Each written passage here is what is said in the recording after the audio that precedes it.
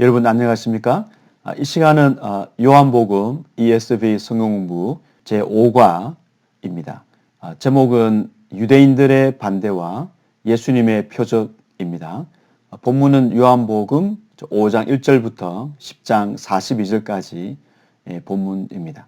이번 시간에도 ESV 성경공부 교재에 있는 문제를 푸는 방식으로 진행하도록 하겠습니다. 1부 예수님은 하나님이시다. 5장에서 6장까지 본문입니다. 1번 요한복음 5장 18절에 따르면 유대인들이 왜 예수님을 죽이려고 했습니까?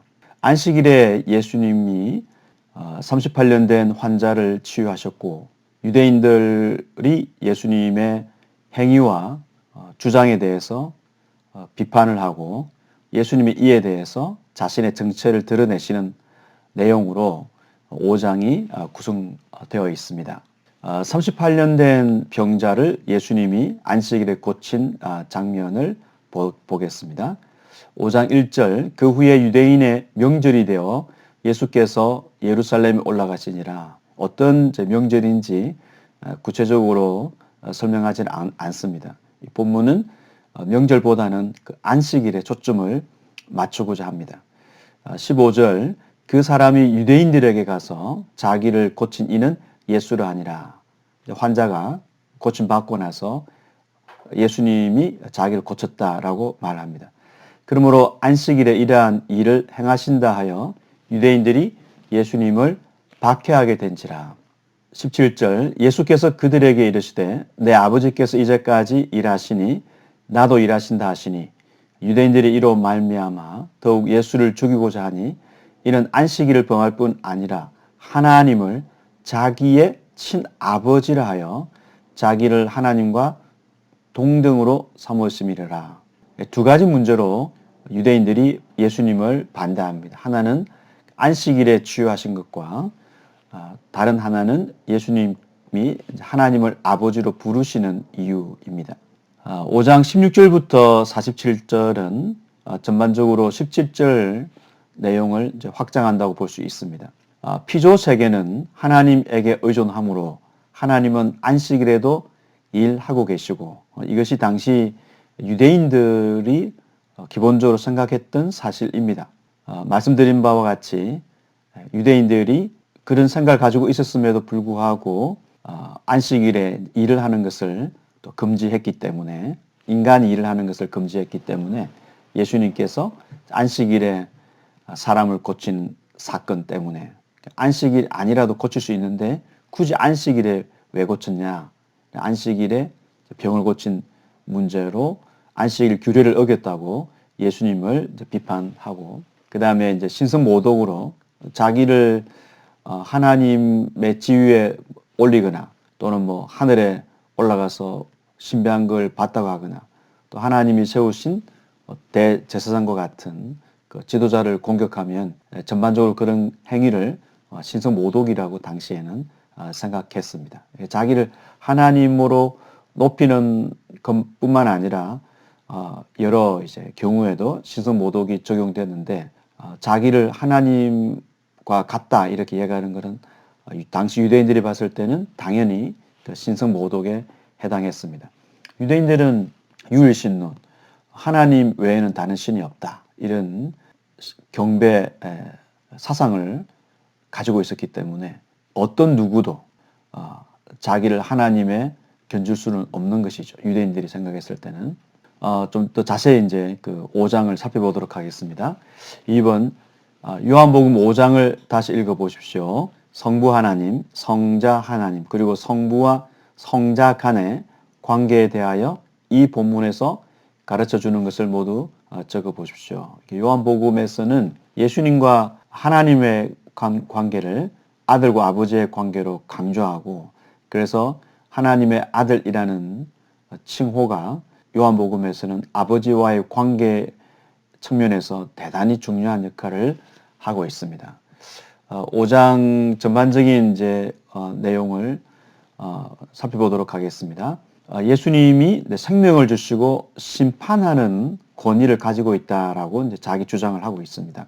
19절 그러므로 예수께서 그들에게 이르시되 내가 진실로 진실로 너에게 이르노니 아들이 아버지께서 하시는 일을 보지 않고는 아무것도 스스로 할 수 없나니 아버지께서 행하시는 그것을 아들도 그와 같이 행하느니라. 예수님은 하나님의 아들로서 하나님의 아들이라는 의미는 아버지와 친근한 의미도 있고 또 아버지의 뜻에 순종한다는 의미도 있습니다. 이것은 공관복음에 나타나는 하나님의 아들 개념과도 마찬가지입니다.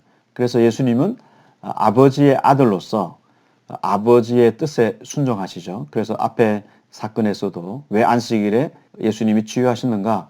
아버지께서 일하시기 때문에 아들도 아버지의 뜻에 순종하고 그리고 아버지께서 아들에게 일을 맡기셨기 때문에 창조하는 일을 맡기셨기 때문에 예수님이 안식일에 병을 고치는 것이 당연하다. 예수님은 이렇게 이해하셨고 19절 내용에서도 예수님이 이제 안식일에 치유하신 이유를 지금 그 아들과 아버지와의 관계에서 설명하고 있습니다.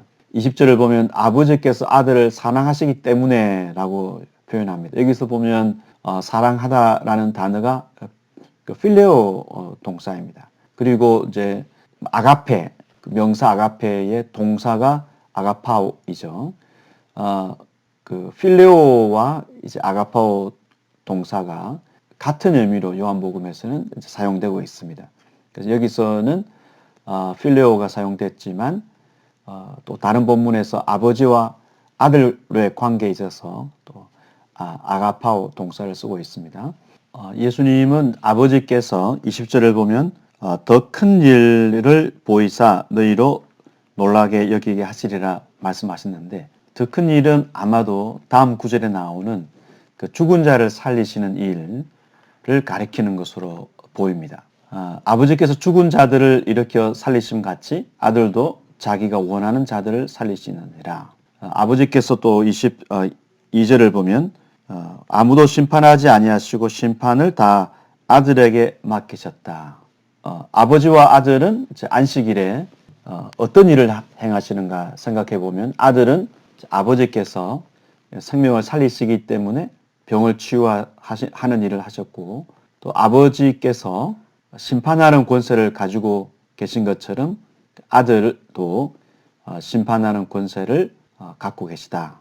이 사실을 말씀하고 있습니다. 우리 심판이라는 것이 재판이라는 것이 고대 사회에서는 왕이 할 수 있는 최고의 권한이었기 때문에 예수님께서 최고의 권한인 심판을 집행하는 권위를 갖고 계십니다. 5장 24절 내가 진실로 진실로 너희에게 이르노니 내 말을 듣고 또 나 보내신 이를 믿는 자는 영생을 얻었고 심판에 이르지 아니하나니 사망에서 생명으로 옮겼느니라. 예수님의 권세를 예수님은 강조하심으로써 하나님을 믿음으로 구원을 받는 것처럼 예수님을 믿음으로 생명을 얻을 수 있죠.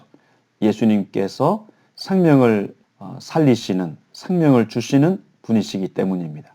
하나님 아버지께서 세상을 창조하시고 생명을 주셨던 것처럼 예수님이 그런 일을 하시기 때문에 예수님의 말씀을 비판하지 않고 예수님의 말씀을 받아들이는 곧 예수님을 믿게 되면은 24절에 있는 것처럼 영생을 얻고 또 심판을 받지 않고 왜 예수님께서 앞에서 말씀하셨듯이 심판하는 권세를 갖고 계시다 했기 때문에 심판을 받지 않고 또 사망에서 생명으로 옮기게 됩니다. 유대교에서는 그 영원한 생명 또는 생명은 미래에 주어지는 것으로 생각을 했는데 예수님은 영생을 지금 누리는 것이라고 강조하고 있습니다. 예수님이 영생 또는 생명을 요한복음에서 강조하시는 이유 중에 하나는 하나님을 믿고 하나님과 자녀와의 관계를 풍성히 누리는 그 생명력 있는 교제, 생활을 할 수 있음을 예수를 믿을 때 그러한 복을 현재 누릴 수 있음을 예수님이 강조하시기 때문에 이 생명 또는 영생을 말하고 있습니다. 하나님의 자녀의 특징은 생명과 또는 영생을 가진 것이다. 이렇게 말할 수 있습니다. 예수님이 말씀하신 내용을 보면은 시제와 관련해서 영생을 예수를 믿는 사람은 예수님의 말씀을 믿는 사람은 영생을 소유하고 있다. 현재 시제입니다. 그래서 영생을 누리는 생활이 진행되는 것이죠. 그리고 심판 아래에 있지 않다.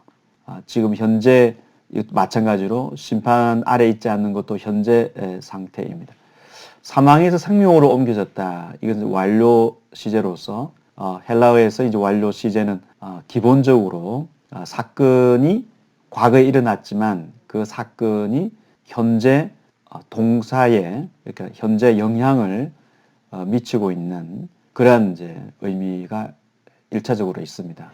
그러니까 사망에서 생명으로 옮겨진 것은 예수를 믿을 때 일어난 일이고 생명으로 옮겨진 영향이 지금 여전히 지금 이제 미치고 있기 때문에 예수를 믿는다는 것은 사망에서 생명으로 옮겨지는 것이고 또 영생을 소유하는 것이고 영원한 생명을 가졌으니까 심판을 받지 않죠. 그 심판을 받지 않는 것은 미래에 심판을 받지 않게 되는 것이지만 요한복음에서 예수님은 그런 심판을 받지 않는 상태도 현재 경험할 수 있는 것으로 말씀하고 있습니다. 그래서 예수님을 믿는 것이 우리 인생에 있어서 얼마나 큰 복이고 은혜인가를 본문이 말해주고 있습니다. 예수를 믿는 것, 예수님의 말씀을 받아들이는 사람은 그 순간부터 신분이 하나님과의 영원한 그 생명을 누리는 관계로 변화되고 미래에 받게 될 영생뿐만 아니라 심판을 받지 않는 사실도 현재 누릴 수 있고 그러니까 미래에 대한 두려움이 없는 것이죠. 심판에 대한 두려움을 갖지 않고 현재 아버지의 사랑을 누리며 살 수 있는 그런 복을 얻게 됩니다. 그리고 신분상에 있어서 사망에서 생명으로 이미 옮겨졌기 때문에 그것이 언제든지 예수를 믿는 사람은 살아있는 동안 그 영향이 계속 미치게 되어서 예수님을 믿게 될 때 인간이 노력해서 얻을 수 없는 놀라운 그 영생의 복을 얻게 됩니다. 25절 진실로 진실로 너희에게 이르노니 죽은 자들이 하나님의 아들의 음성을 들을 때가 오나니 곧 이때라 듣는 자는 살아나리라. 죽은 자들, 영적으로 죽은 자들을 말합니다. 사람은 태어나면서부터 영적으로는 죄로 인해서 죽은 자들로 규정됩니다. 죽은 자들이 하나님의 아들의 음성을 듣고 살아나는 때는 언제인가? 바로 이때다. 예수님의 말씀을 받아들이는 사람은 그 하나님의 아들의 음성을 듣는, 믿는 사람은 그 순간 죽었다가 살아나는 죽은 상태에 있는 사람이 영생을 얻게 되는 복을 누리는데 예수님을 믿는 그 순간이기 때문에 바로 이때다라고 말씀하고 있습니다. 요한 1서, 요한이 저술한 서신인 요한 1서 3장 14절에서는 비슷한 내용을 요한이 독자들에게 전하고 있습니다. 우리는 형제를 사랑함으로 사망에서 옮겨 생명으로 들어간 줄을 알거니와 사랑하지 아니하는 자는 사망에 머물러 있느니라. 이것은 형제를 사랑한 행위를 통해서 사망에서 생명으로 들어갔다 이런 뜻은 아니죠. 그 본문은 그런 뜻이 아닙니다. 사망에서 생명으로 들어간 증거가 무엇인가? 바로 형제를 사랑하는 것이고 또 사랑하는 사람은 사망에 머물러 있지 않다. 이렇게 볼 수 있습니다. 그래서 형제 사랑도 하나님으로부터 구원을 받는 조건이 아니라 하나님의 구원을 받은 사람의 증거다. 이렇게 볼 수 있겠죠. 여기서도 요한 1서에서도 비슷하게 생명으로 옮겨졌다. 사망에 머물러 있지 않다. 이런 내용을 전달하고 있습니다. 26절부터 30절 내용은 이제 아들이 계속 그 생명을 주고 심판을 집행하게 될 사실을 전하고 있습니다. 앞에 단락과 비슷한 내용으로 평행으로 배열되고 있습니다. 26절을 보면 아버지께서 자기 속에 생명이 있음 같이 아들에게도 생명을 주어 그 속에 있게 하셨고 아들에게 하나님 아버지는 창조하는 능력을 주셨고 그래서 시편 36편 9절처럼 진실로 생명의 원천이 주께 있사오니 주의 빛 안에서 우리가 빛을 보리다. 이 말씀처럼 하나님께서 구약에서는 행하시는 창조의 능력을 예수님께서 생명을 주는 능력으로 나타내고 계십니다. 27절 인자됨으로 말미암아 심판하는 고난을 주셨느니라. 앞에서 본 내용을 반복하고 있습니다. 공간복음 마태, 마가, 누가복음에서 인자는 이제 예수님의 생애 전체를 포괄하는 그런 칭호입니다. 예수님의 지상생활, 예수님의 순환, 예수님의 재림을 다 포괄하죠. 그래서 그 아들은 최후 심판을 인자로 오실 때, 인자는 이제 하늘에 계셨던 다니엘 7장 13절에 보면 하늘에 예적부터 계신 이 하나님과 함께 계시는 분이 이 땅에 오셔서 고난 받으시고 죽으셨지만 다시 오시는데 그때도 공감복음에서는 인자가 영광 중에 그의 천사들과 함께 온다 이런 식으로 표현을 합니다. 그래서 인자로서 예수님은 최후 심판을 재림으로 최후 심판을 집행하실 것입니다. 그러한 그 고난을 하나님이 예수님에게 주셔서 아들은 30절을 보면은 아버지의 뜻대로 즉 공의롭게 최후 심판을 집행할 것입니다. 31절에서 47절을 보면은 유대인들이 예수님을 신성모독으로 심판 또 비판하는 것에 대해서 예수님은 두 증인을 제시하고 있습니다. 요한의 증언도 언급하고 있고 그 다음에 이제 아버지의 증언을 언급하고 있습니다.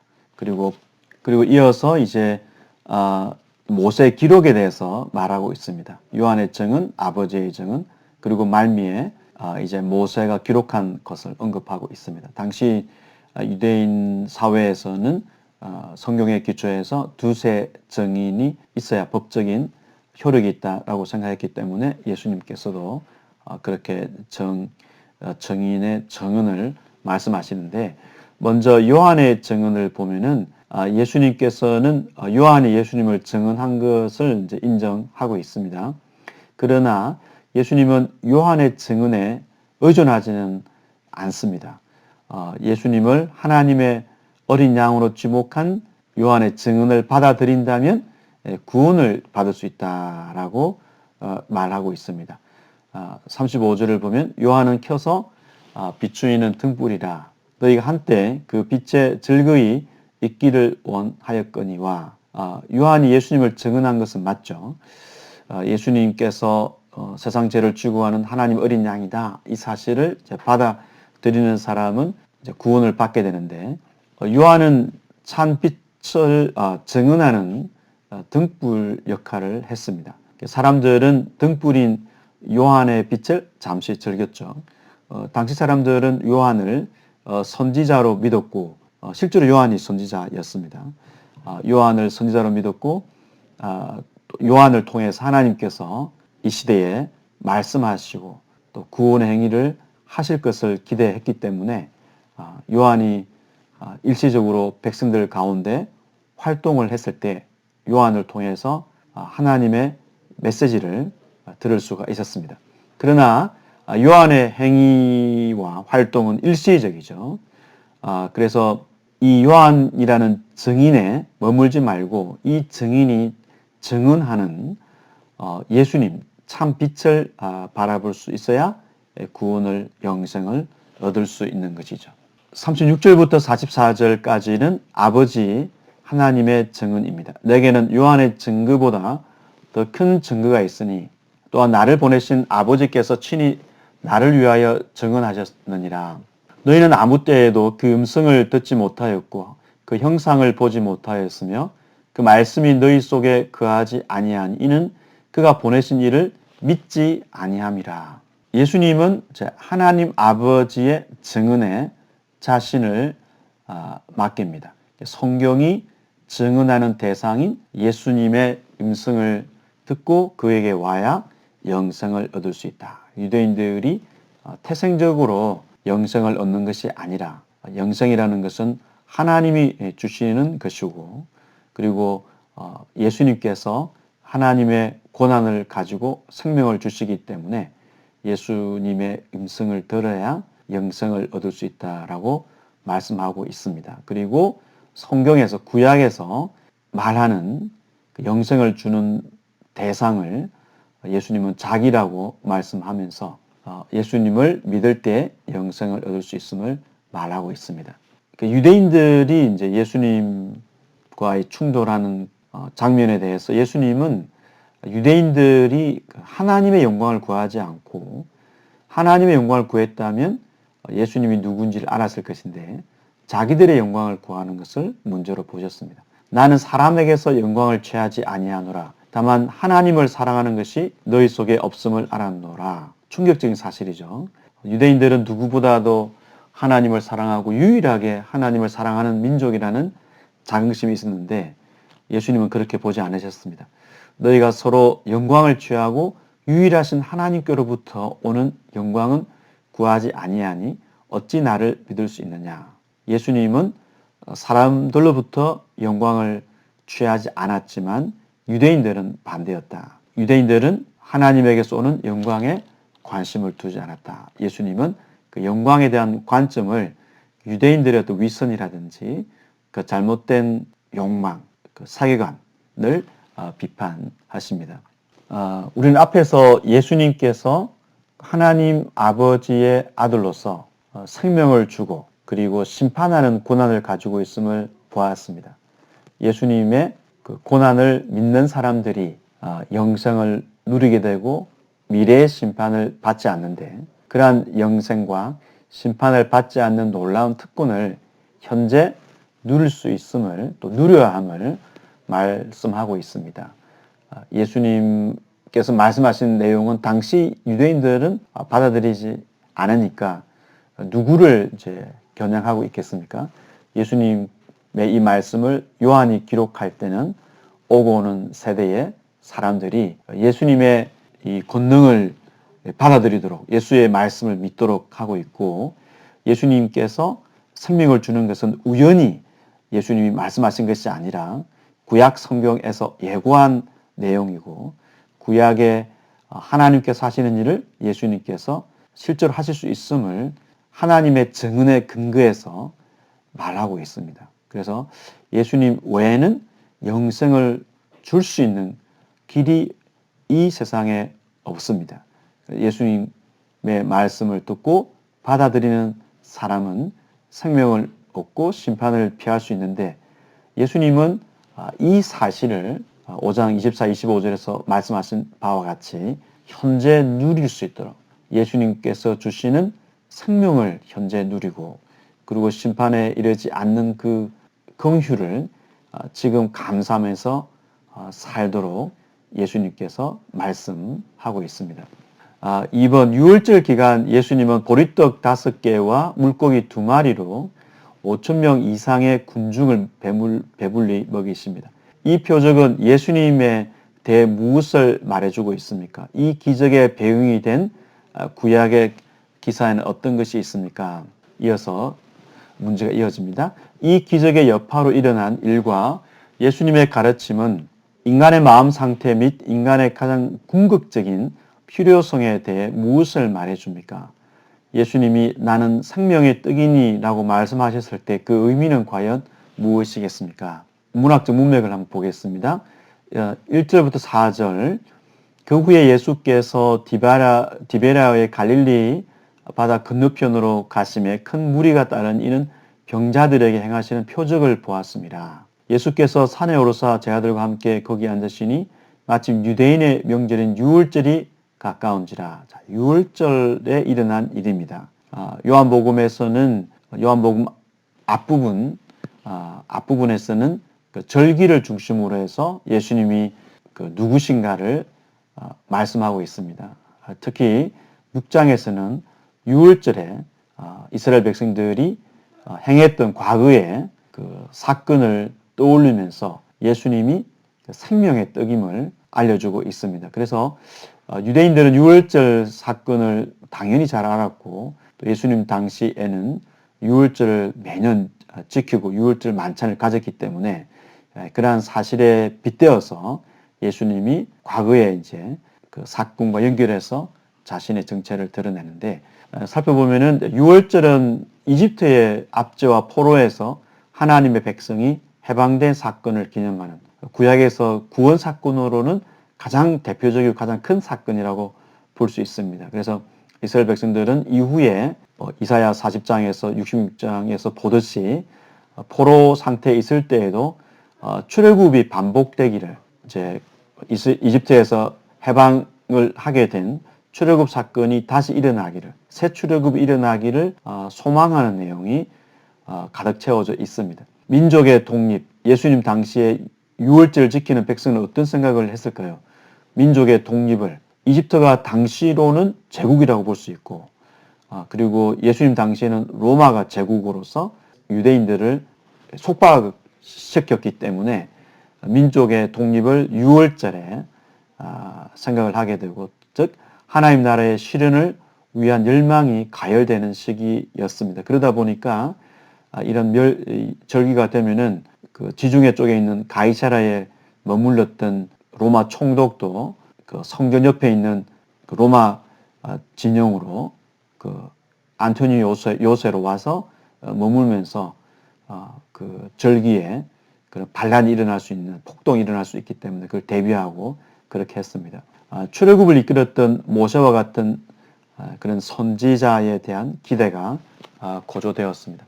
유월절이 가까운 시기라고 했는데 10절을 보면은 잔디가 많은 시기였다 이렇게 볼 수 있습니다. 유월절에 예수님이 오병이어 사건을 보여줍니다. 7절을 보면 빌립은 이 사람들을 먹이기 위해서는 얼마 정도의 식량이 필요한지 인간의 시각에서 통상적인 예를 들어 계산해 주었고 8, 9절을 보면 안드레는 아이가 갖고 있는 오병이어로는 물고기 2마리와 빵 5개로는 무리의 그 수에 턱없이 부족하다라고 대답했습니다. 빌립과 안드레는 예수님을 첫 주간에 예수님이 불렀던 그 첫 제자들이었고 첫 주간에 예수님을 따른 제자들이었지만 여전히 예수님께서 하나님의 권능을 갖고 계시는 분임을 알지 못했습니다. 그러니까 예수님의 제자들은 유대인들로서 하나님이 유일하신 하나님이고 그런 그 유일신론을 가지고 있었기 때문에 예수님을 하나님으로 바로 고백한다는 것은 유대인들로서는 힘든 일이죠. 그것은 우상숭배고 있을 수 없는 일이었기 때문에 예수님이 이런 그 행동을 보여주심으로써 또 예수님이 자기에 대해 증언하심으로써 점점 예수님의 제자들은 예수님이 우리를 구원하러 온 메시아 즉 인간 메시아일 뿐만 아니라 이분이 하나님의 아들 신적인 존재구나라는 사실 즉 마지막에 예수님께서 부활하신 이후에 도마가 고백했던 것처럼 이분이 하나님이시다 주님이시다 이 사실을 고백하게 됩니다. 그래서 예수님의 제자들은 예수님을 따라다니면서 또 그분의 말씀을 들으면서 점점 예수님을 신으로서의 하나님의 아들로 이제 고백하게 됩니다. 현재 단계에서는 그 정도까지 이제 신앙이 높아지지 않았죠. 10절 예수께서 이르시되 이 사람들로 앉게 하라 하시니 그곳에 잔디가 많은지라 사람들이 앉으니 수가 5,000명쯤 되었습니다. 예수께서 떡을 가져 축사하신 후에 앉은 자들에게 나눠주시고 물고기도 그렇게 그들의 원대로 주시니라. 사복음서에 다 기록된 대표적인 기록된 기적입니다. 네 복음서에 전부 기록된 기적이 바로 오병이어 사건입니다. 이 사건에 대해서 그 사람들이 예수께서 행하신 그 표적을 보고 말하되 이는 참으로 세상에 오실 그 선지자 모세를 지칭합니다. 모세와 같은 선지자를 지칭합니다. 그러므로 예수께서 그들이 와서 자기를 억지로 붙들어 임금으로 삼으려는 줄 아시고 다시 혼자 산으로 떠나가시니라. 신명기 18장 18절에 있는 오실 그 선지자 바로 모세와 같은 선지자를 지칭하고 예수님께서 모세가 출애굽을 이끌었기 때문에 바로 모세와 같이 광야에서 먹을 것을 준 그런 그 선지자가 아닌가. 이렇게 모세가 광야에서 행했던 그 빵을 주었던 사실은 예수님은 교정을 해주죠. 모세가 준 것이 아니라고. 그러니까 유대인들이 생각했을 때는 이제 어쨌든 모세를 통해서 이렇게 만나를 먹었던 것 같이 지금 광야에서 들판에서 빵을 먹으면서 이분이 모세와 같은 그 선지자가 아닌가, 모세 역할을 하는 선지자가 아닌가 이런 기대감이 있었습니다. 또 이제 15절에서는 이제 그 15절 예수께서 그들이 와서 자기를 억지로 붙들어 임금으로 삼으려는 줄 아시고 떠나셨다라고 했는데 임금으로 삼으시는 것 당시에 그 유대인들이 기본적으로 기대했던 메시아는 왕의 역할을 수행하는 메시아이기 때문에 다윗의 아들로 와서 왕으로 이스라엘을 통치할 것이다. 그래서 이분이 그런 왕이 아닌가 그런 기대감이 있었습니다. 예수님 보실 때 유대인들의 그 기대감은 정치적인 왕이죠. 즉 이스라엘을 그 로마의 압제에서 해방할 수 있는 그런 정치적 왕을 유대인들이 기대했기 때문에 모세도 마찬가지죠. 정치적 해방을 가져다 줄 수 있는 이집트에서 이스라엘을 구원했던 것처럼 그런 역할을 할 줄로 생각했기 때문에 예수님은 그 장소를 떠났습니다. 다시 말해서 예수님은 영적으로 죽은 자들을 살리는 이스라엘 민족뿐만 아니라 모든 세상 사람들의 구주로 이 땅에 오셨기 때문에 정치적 메시아를 기대하고 예수를 붙잡고자 하는 유대인들이 있는 그 현장을 떠났습니다. 6장 16절부터 25절은 예수님이 이제 바다 위를 걷는 장면입니다. 저물매 제자들이 바다에 내려가서 예수님이 이제 그 오병이어 사건을 보여주신 장면에서 예수님이 이제 기도하러 가시고 공간복음에서는 기도하러 가시고 떠나셨죠. 그 제자들은 이제 바다 다른 건너편으로 이제 가는 중이었습니다. 그때 예수님께서 제자들에게 나타나신 장면입니다. 공간복음에서는 이 장면을 좀 자세하게 설명하고 있습니다. 그 제자들이 노를 저어 12월이쯤 가다가 예수께서 바다 위로 걸어 배에 가까이 오심을 보고 욥기 9장 8절에 있는 내용처럼 바다 위를 걸어 오시는 분은 하나님밖에 없고 하나님만이 이제 하나님의 백성을 공격하는 그 악의 세력을 당시에는 바다에 물결이 이렇게 요동친다든지 바다가 공격하는 바다의 괴물이 이제 공격한다는 식으로 표현을 했습니다. 그래서 예수님이 이 바다를 밟으심으로써 하나님의 백성인 제자들을 공격하는 악의 세력을 제압하시는 장면을 보여주셨고 예수님께서 자기를 나다 대표적인 예수님이 구약의 하나님의 자기 표현을 말씀하고 있죠. 나다, 에고 에이미라고 표현하고 하나님이 이스라엘 백성들에게 나타나실 때 특히 이사야 43장과 같이 예수님 하나님이 나타나실 때 자기를 밝힐 때는 이스라엘 백성들에게 두려워하지 않도록 하는 목적이 있었습니다. 그와 같이 예수님도 제자들에게 내니 두려워 말라 이렇게 말씀하고 있습니다. 예수님은 여기서도 어려운 상황에 빠진 제자들에게 구약의 하나님께서 이스라엘 백성들을 구원하고 그들을 위로하시고 두려워하지 않도록 하셨던 것처럼 예수님께서 제자들에게도 동일하게 자기를 밝히시면서 두려워하지 않도록 하고 있습니다. 이어서 예수님이 자기의 신적인 존재, 능력을 보여주는데 앞에 나왔던 오병이어 사건과 연결됩니다. 바다 건너편에서 만나 랍비 언제 여기 오셨나이까 하니 예수께서 대답하여 이르시되 내가 진실로 진실로 너희에게 이르노니 너희가 나를 찾는 것은 표적을 본 까닭이 아니요 떡을 먹고 배부른 까닭이로다. 썩는 양식을 위하여 일하지 말고 영생하도록 있는 양식을 위하여 하라. 이 양식은 인자가 너희에게 주리니 인자는 아버지 하나님께서 인치신 자니라. 우리는 빵을 주는 메시아를 기대했고 우리에게 빵을 주는 메시아가 우리를 해방할 수 있을 것이라고 당연히 기대했습니다. 우리는 빵을 주는 메시아를 만난 것으로 기뻐했지만 이제 예수님이 주시는 빵의 의미를 알게 되면은 영접은 하지 못하지만 예수님이 빵을 주지 않는다는 것은 알죠. 그렇게 되면 예수님을 떠날 것입니다. 그들이 이제 무리가 묻되 우리가 어떻게 하여야 하나님의 일을 하오리까? 예수께서 대답하여 이르되 하나님께서 보내신 일을 믿는 것이 하나님의 일이니라. 예수님이 27절에서 썩을 양식을 위하여 일하지 말고 영생하도록 있는 양식을 위하여 하라 라고 이제 말씀하셨죠. 이제 그에 대해서 이들이 하나님의 일을 어떻게 해야 되는지 묻습니다. 하나님이 요구하시는 일이죠. 예수님은 하나님이 보내신 아들을 믿는 것이 하나님의 일이다라고 말하고 있습니다.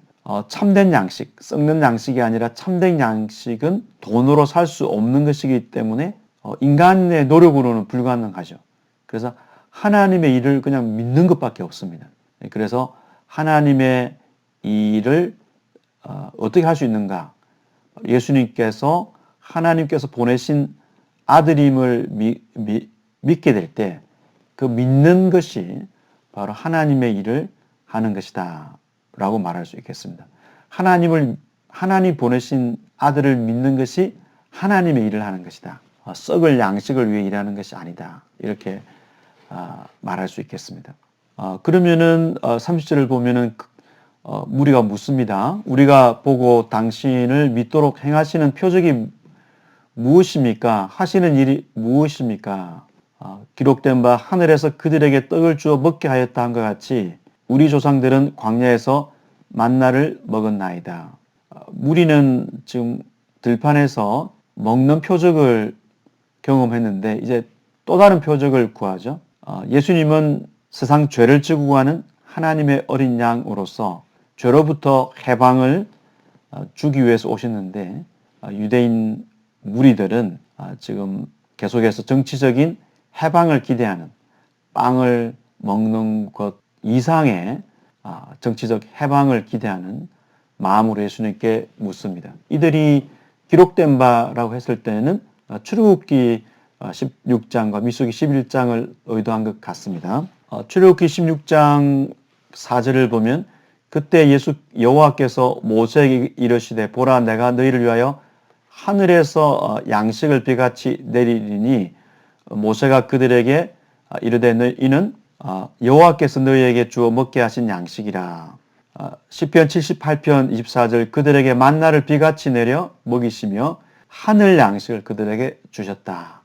이렇게 하늘에서 내려온 양식을 그들이 이제 그들이 이제 생각하면서 기록된 바 이렇게 이제 말하고 있습니다. 32절은 하늘로부터 떡을 준 뭐 이런 내용은 출애굽 사건을 떠올립니다. 6월절 그리고 모세 만나 이런 용어들이 출애굽 사건 이제 그 사건과 그 이후에 일어나는 장면입니다. 이집트를 탈출한 이스라엘 백성이 하늘에서 내려온 만나를 먹고 생존하게 됐는데 이 사건은 예수님 보실 때는 온 세상을 영생하도록 예수님을 하늘에서 하나님 내려주셨다. 이 일을 설명하기 위한 하나님의 일을 설명하기 위한 하나의 모형이라고 볼 수 있습니다. 모형론이라고 하면은 이제 구약의 어떤 역사적 인물이나 역사적 사건 또는 어떤 성전과 같이 기구가 있는데 그 기구를 근거로 해서 예수님 입장에서는 이제 예수님이 자기를 거기에 빗대어서 말씀하시는데 구약의 그 역사적 사건이 있었으면 하나님이 출애굽을 행하실 때 패턴이 있는데 그 패턴이 이제 반복되는 것을 말합니다. 패턴이 반복되지만 하나님이신 예수님이 이 땅에 오셔서 행하시기 때문에 단순히 패턴만 반복되는 것이 아니라 수준이 더 높은 것이죠. 구약의 모형보다는 더 예수님의 실체로서 더 높은 수준을 보여주시는 것이죠. 이스라엘 백성들을 하나님께서 구원하실 때 그 패턴을 하나님이 예수를 통해서 행하시지만 이스라엘 백성들이 먹었던 예를 들어서 그 만나와 예수님 자신 빵은 비교 대상이 안 되는 거죠. 패턴은 반복되지만 수준은 비교할 수 없을 정도 높은 수준이다. 이렇게 이제 본다면 만나 사건을 한번 보겠습니다. 이제 만나가 여호수아 5장을 보면은 유월절에 이제 끊어지게 됩니다. 5장 10절, 11, 12절. 또 그 날에 소사물을 먹은 다음 날에 만나가 그쳤으니, 만나는 임시적인 것이었기 때문에 이스라엘 백성들이 약속의 땅으로 정착을 하게 되면은 만나가 끊어지죠.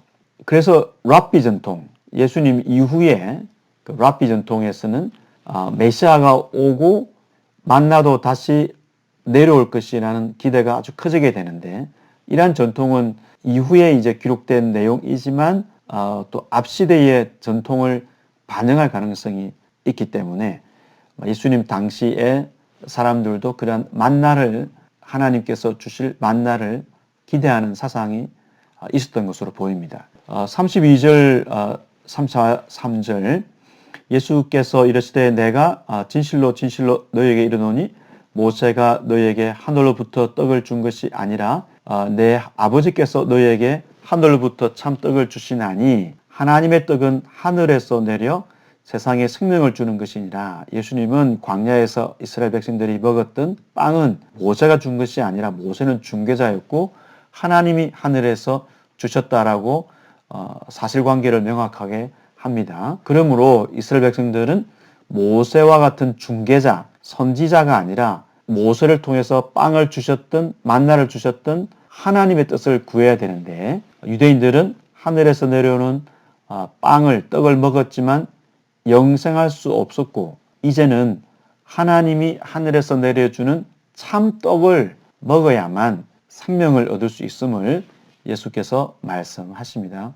그러니까 유대인들이 이 떡을, 주여 이 떡을 항상 우리에게 주소서, 이 신앙 고백은 아니에요. 마치 사마리아 여자가 목마르지 않는, 그리고 여기 물을 기르러 오지 않아도 되는 그런 생수를 주십시오라고 말했던 것처럼 이스라엘 백성들이, 유대인들은 떡을 항상 우리에게 주십시오라고 하니까 예수님께서 나는 생명의 떡이니 내게 오는 자는 결코 줄이지 아니할 터이요 나를 믿는 자는 영원히 목마르지 아니하리라, 유명한 말씀을 하십니다. 예수님은 생명의 떡이다, 생명의 빵이다. 예수님께 오는 자는 결코 줄이지 아니할 것이다. 이스라엘 백성은 과거에 광야에서 매일 아침 만나를 모아야 생존할 수 있었습니다. 그러나 그 모형과 비교해 보면 하나님이 만나를 주셨던 것처럼 이제는 예수님을, 생명을 주는 빵으로 이 땅에 보내셨는데, 예수를 믿는 사람은 영원한 생명을 얻을 수 있고, 그래서 영원한 그 생수를 마셔서 목마르지 않는 것처럼 예수님을 먹고 마시는 사람은 영원한 생명을 누리게 됩니다. 54절을 보면은 내 살을 먹고 내 피를 마시는 자는 영생을 가졌고 마지막 날에 내가 그를 다시 살리니. 그래서 예수님은 하늘에서 내려온 그 생명의 빵이기 때문에 예수님을 먹을 때 믿음으로써 영원한 생명을 누릴 수가 있습니다. 이 장면을 보면은 이제 공간복음에서는 예수님께서 오병이어 사건을 통해서 1차적으로는 이후에 예수님이 보여주실 성만찬을 예고하십니다.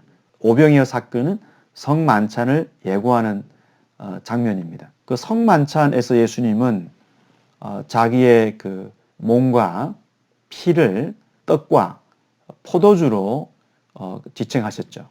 포도주와 떡이 예수님의 피와 살을 상징한다. 예수님이 그렇게 말씀하시는데, 공간복음에서는 그 오병이어 사건이 성만찬을 예고했고 성만찬에서 예수님이 피와 살을 말씀하시는데, 예수님께서 오병이어를 통해서 그 성만찬의 의미를 보여주고자 하셨다라는 것이죠. 요한복음에서 예수님은 구체적으로 예수님이 그 현장에서 말씀하신 내용을 요한은 기록하고 있습니다.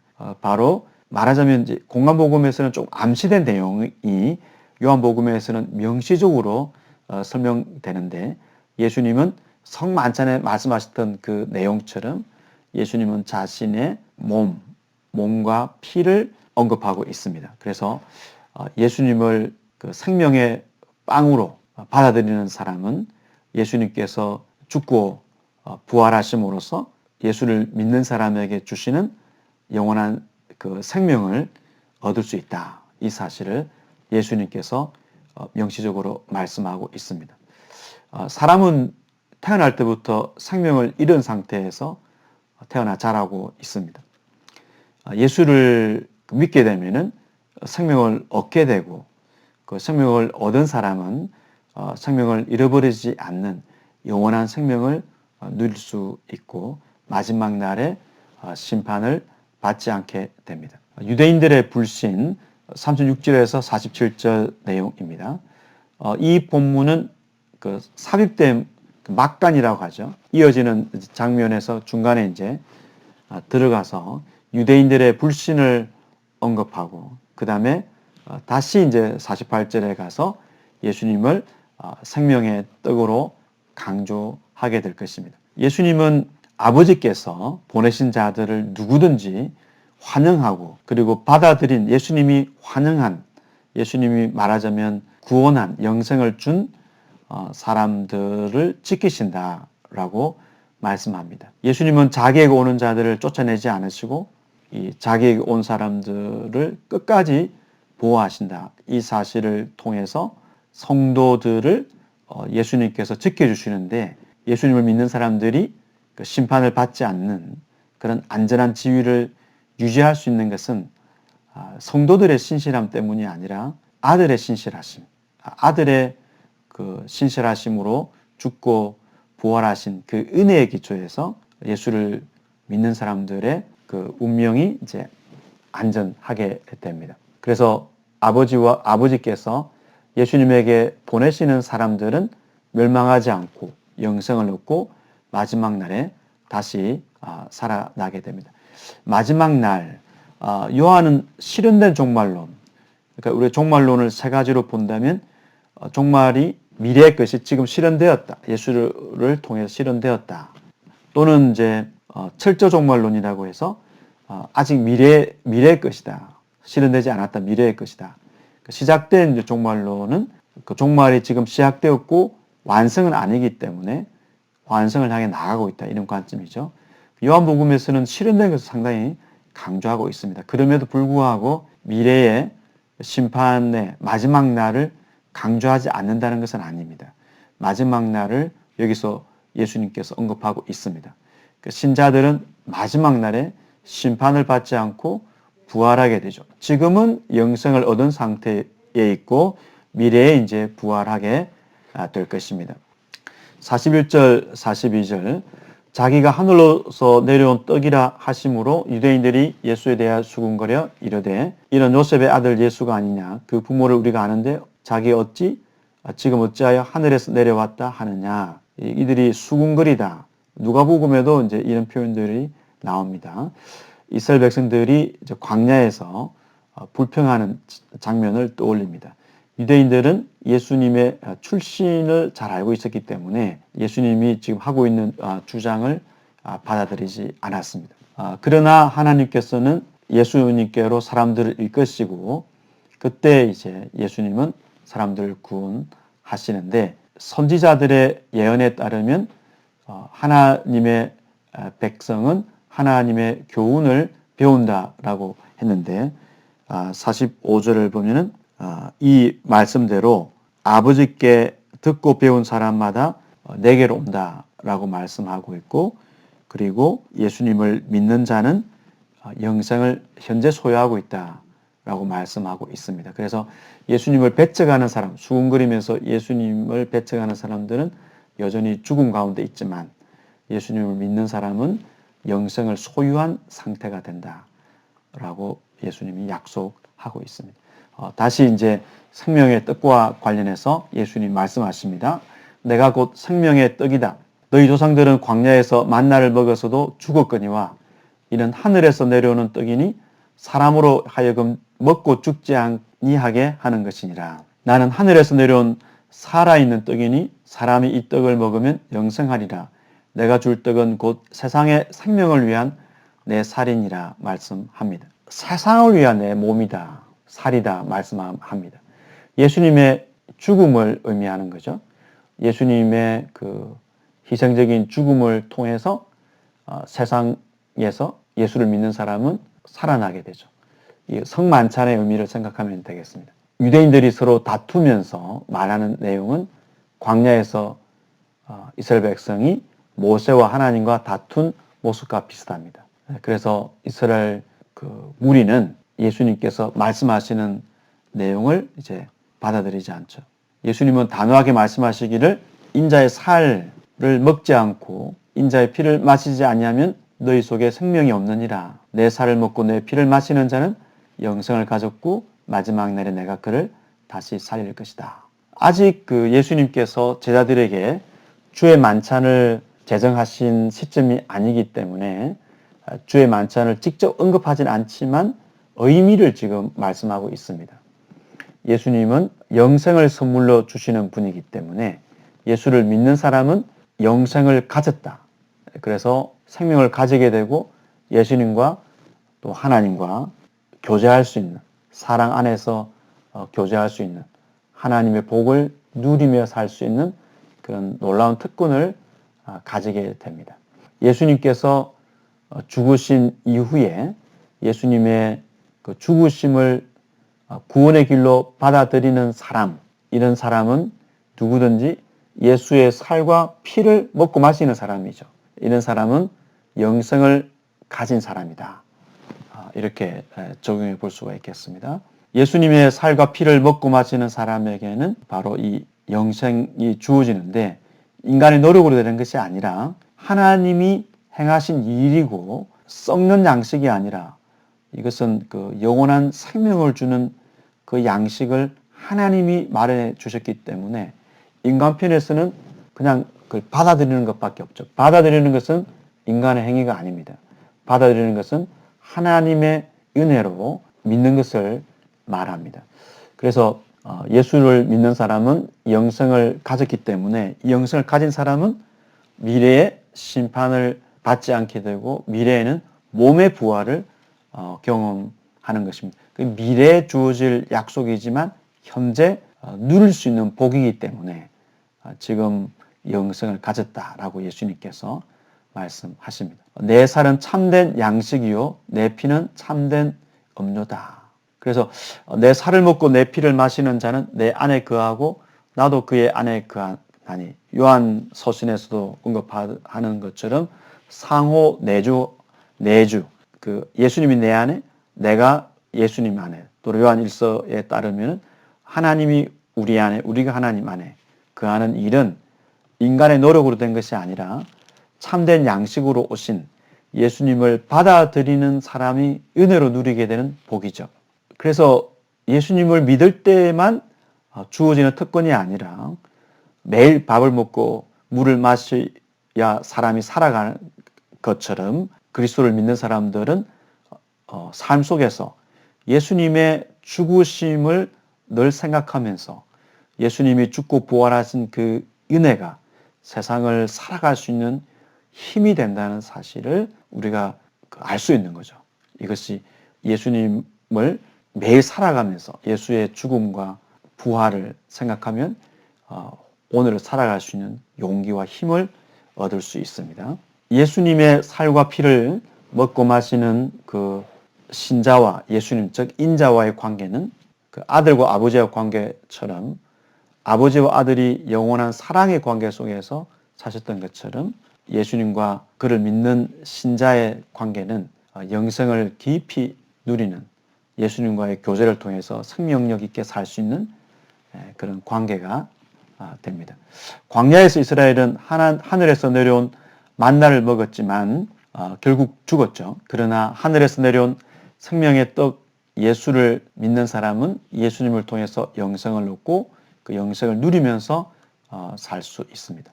이 예수님께서 말씀하신 것에 대해서 제자들 사이에 이제 그 분열이 일어나는데 참 제자와 이제 거짓 제자가 이제 분리되는 것이죠. 어떤 제자들에게는 예수의 말씀이 걸림돌이 되는데 특히 살과 피에 대해서 말씀하셨기 때문에 그것이 걸림이 되었다. 이렇게 볼 수 있겠습니다. 제자들도 수군거렸습니다. 그래서 군중과 다를 바 없는 모습을 보게 되는데 예수의 죽음이 제자들에게 걸림되었다. 이렇게 볼 수 있겠습니다. 그러면 너희는 인자가 이전에 있던 곳으로 올라가는 것을 본다면 어떻게 하겠는가? 그들이 실제로 예수님께서 원래 있던 곳으로 올라가는 것을 어떻게 수용할 수 있겠는가? 이런 말씀을 하십니다. 예수님이 십자가의 죽음으로 영광에 이르게 되고 또 존귀하게 되고 성취하게 될 것인데 제자들은 예수의 죽음을 받아들이지 못하는 것이죠. 공관복음에서는 제자들이 예수의 죽음을 이제 고난과 죽음을 인정하지 않는 상상하고 싶지도 않은 그런 이제 사건으로 묘사하고 있는데 공관복음에서는 여기서도 비슷한 내용이 나옵니다. 살리는 것은 영이니 유거무익하니라 내가 너에게 이런 말은 영이요 생명이다.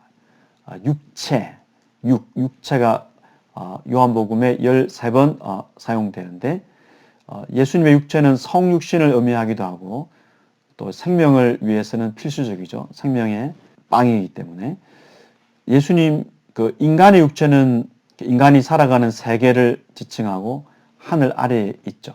그리고 육적인 생각 이거는 이제 그 인간의 가치관에 따른 판단이라고 볼 수 있고 모든 육체는 또 피조물을 의미하고 있습니다. 그래서 그 육이라는 것은 영적인 판단, 영적인 판단은 예수님이 가르쳐 주신 판단, 하나님의 관점에서 판단하지 않는 것을 말합니다. 그 영적인 판단, 하나님의 관점에서 판단하는 것, 예수님의 가르침에 따라서 판단하는 것을 말하고 육은 그 인간적인 판단을 내리는 사람들이죠. 이들은 예수의 가르침과 표적을 통해 드러난 하나님의 계시에 부정적인 태도를 보이고 그래서 인간적인 판단으로 예수의 말씀을 평가하기 때문에 생명을 얻지 못하고 오히려 예수의 말씀 때문에 걸려 넘어지게 됩니다. 당시에 메시아를 기대했던 모습을 보면은 인자가 생명을 주기 위해서 죽는다, 고난받는다, 죽는다. 이거 당시 유대인들의 메시아관으로는 이해하기 힘든 사실이었습니다. 그래서 그냥 자기들이 자연적으로 판단하고 생각하고 기대했던 관점으로는 예수의 말씀을 받아들일 수 없죠. 그것은 바로 육적인 판단이다. 영적 성령으로 태어나지 않는 사람은 여전히 태어난 그대로 육체의 영역에 머물러 있고 예수의 말씀을 믿는 사람만이 생명을 얻게 됩니다. 예수의 말씀을 듣고도 말씀에 대해서 반응하지 않는 자들은 영생을 얻지 못하는데 영생은 인간의 노력으로 불가능한 것이죠. 구원은 하나님 아버지께서 먼저 시작하시고 계획하신 일이고 예수님을 보내심으로써 이 땅에 선물로 주신 것이기 때문에 인간적인 판단, 자기들이 태어날 때부터 가지고 있고 그 사회가 가르쳐준 사실로는 구원을 받을 수 없죠. 그래서 인간적인 결정, 육적인 판단으로는 구원을 받을 수 없고 하나님이 정하신 구원의 원리를 그냥 받아들이는 것이 영생을 얻는 유일한 길임을 예수님이 말씀하고 있습니다. 만일 구원이 인간의 결정, 육으로 태어난 인간의 결정에 근거한다면 인간이 연약하고 불완전하듯이 구원의 근거가 흔들릴 수밖에 없고 때로는 좌절하고 때로는 교만할 수 있겠죠. 그러나 믿는 자들은 성령으로 태어났기 때문에 다시 말해서 하나님의 방식대로 하나님의 은혜로 태어났기 때문에 성령으로 태어난 사람은 그 영생이 안전하다는 것이죠. 하나님의 방법으로 하나님의 은혜로 얻은 영생이고 예수님께서 지켜주시기 때문에 하나님이 주신 영생의 선물은 안전하다 이렇게 볼 수 있겠습니다. 이때부터 그의 제자 중 많은 사람들이 떠나고 그와 함께 있지 않았다라고 말씀하고 있습니다. 예수께서 12제자에게 이르실 때 너희도 가려느냐? 시몬 베드로가 제자들을 대표하면서 주여 영생의 말씀이 주께 있사오니 우리가 누구에게로 가오리까? 이제 다른 랍비에게로 가고 막 그런 이제 그 당시 배경을 말하고 있습니다. 우리가 누구에게 어느 랍비에게 가겠습니까? 영성의 말씀이 주께 있기 때문인데요. 우리가 주는 하나님의 거룩하신 자인 줄 믿고 알았습니다. 베드로가 이제 공간복음에서 신앙 고백을 하죠. 그 신앙 고백과 이제 비슷한 내용입니다. 베드로는 예수님이 유일한 생명의 양식이다라고 믿었고, 그래서 다른 데로 가지 않았는데 예수님을 하나님의 거룩한 자라고 고백합니다. 거룩한 구별된 분 또는 이제 구약에 쓰는 거룩이 어떤 생명과 관련이 있어요. 그래서 하나님이 거룩하시다라고 했을 때는 죽음의 영역이 아닌 생명의 영역으로 사람들을 부르시고 또 하나님이 생명을 주시는 분 그런 뜻도 있습니다. 거룩한 분, 구별된 분이면서 또 생명을 주는 분인데 여기서는 하나님이 거룩한 분이죠. 하나님이 인간이 아닌 거룩한 분인데 이 거룩한 분이 예수님을 거룩한 사명으로 보내셨죠. 베드로는 예수님이 초자연적인 세계에 계시는 분으로 인정합니다. 원래 공간복음에서는 이 거룩한 자, 이 칭호가 당시에 메시아 칭호는 아닙니다. 유대인들이 사용했던 메시아 칭호는 아닌데 마가복음 1장 24절 또 누가복음 4장 34절에 귀신들이 예수님을 거룩한 자라고 자기들은 더러우니까 예수님을 거룩한 자라고 칭하는데 지금 그 외에 이제 본문에서 베드로가 예수님을 거룩한 자라고 칭하고 있습니다. 예수님이 죽고 부활하셔 승천하신 이후에 베드로의 고백이 아니죠.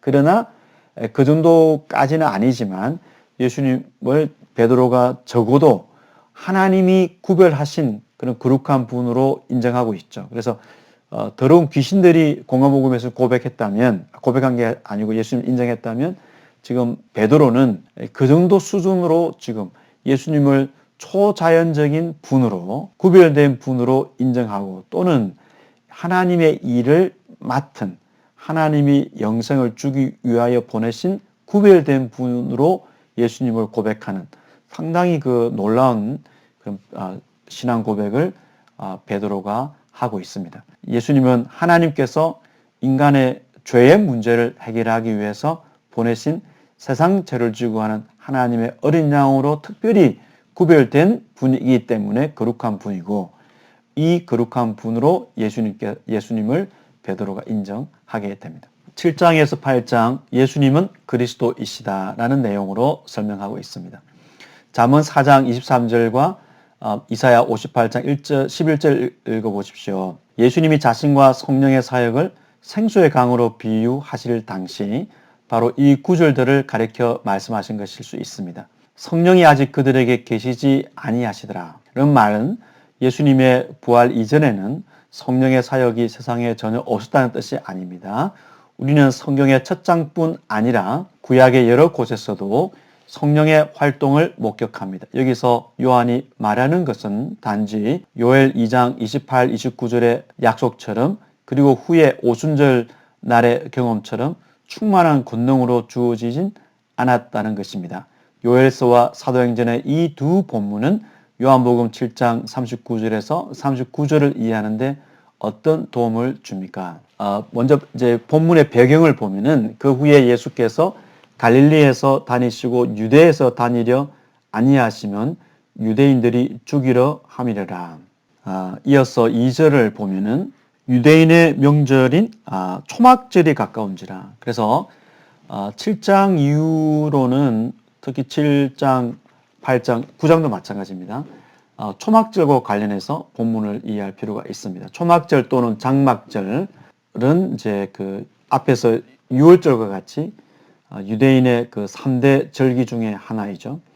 포도와 올리브 수확을 특징으로 하고 이스라엘 백성이 초막이나 장막을 짓고 지냈던 광야 시절을 기억했던 그런 절기입니다. 초막절 기간에는 초막을 만들어서 남자들은 일주일 동안 그곳에서 잡고 매일 아침 실로암에서 물을 길렀습니다. 성전의 여인의 뜰에 4개 큰 촛대를 세우고 빛을 밝혀서 밤에 춤을 추었습니다. 그리고 비천 서가라 14장 6절에서 8절에 나오는데 바로 종말의 구원을 묘사하는 표시였습니다.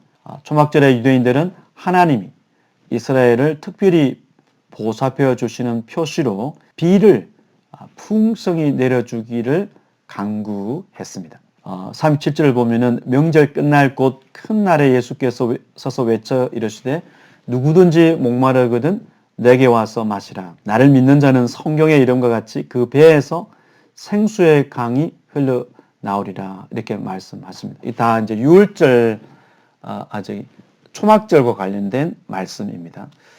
먼저 누구든지 목마르거든 내게로 와서 마시라.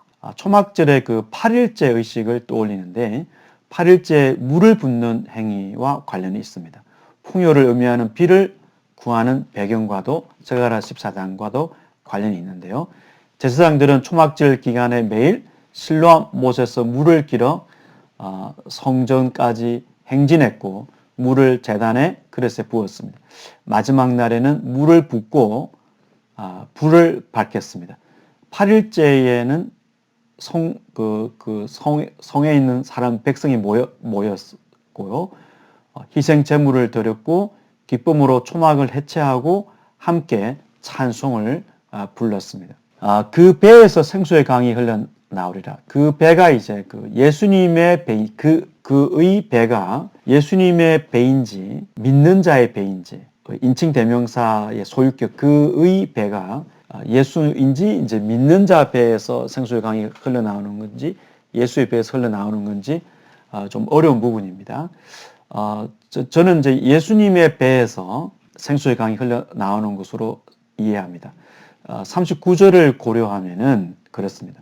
성령은 예수님에게서 나오시고 성령을 의미하는 생수는 예수님에게서 나온다. 이는 그를 믿는 자들이 받을 성령을 가리켜 말씀하신 것이라.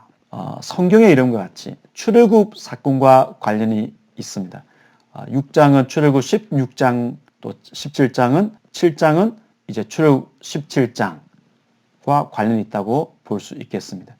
미래에 예루살렘 성전에서 물이 흘러나오는 그림이 에스겔에 있는 종말의 그 성전 그림에 나오고 있습니다.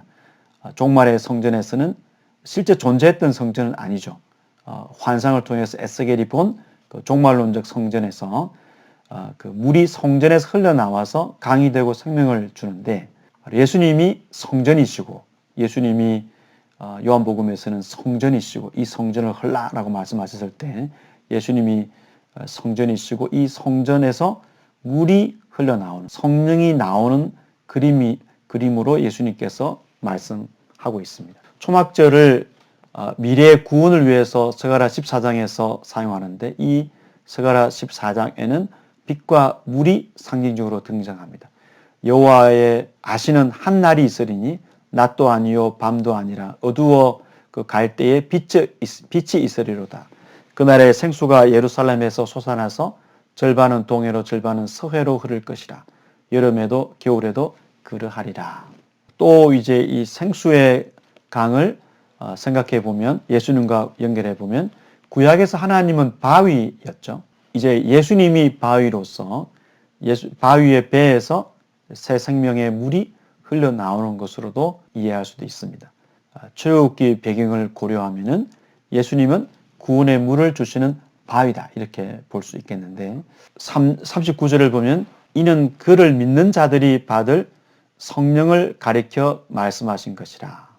생수의 강은 예수를 믿는 자들이 받을 성령이시고 구원 역사의 관점에서 보면은 예수님 당시에도 당연히 성령님께서 일하고 계셨지만은 구원 역사에서 본다면 이제 예수님이 죽고 부활하셔서 즉 영광을 받으셔서 성령이 보혜사가 내려오시죠. 그때에 이제 보혜사 성령을 받지 않은 것으로 이제 묘사하고 있습니다. 구원 역사의 관점에서 삼일체 하나님의 관계에 있어서 예수님이 올라가시고 보혜사 성령이 내려오시는 그 내려오시는 그 성령을 지금 말하고 있습니다.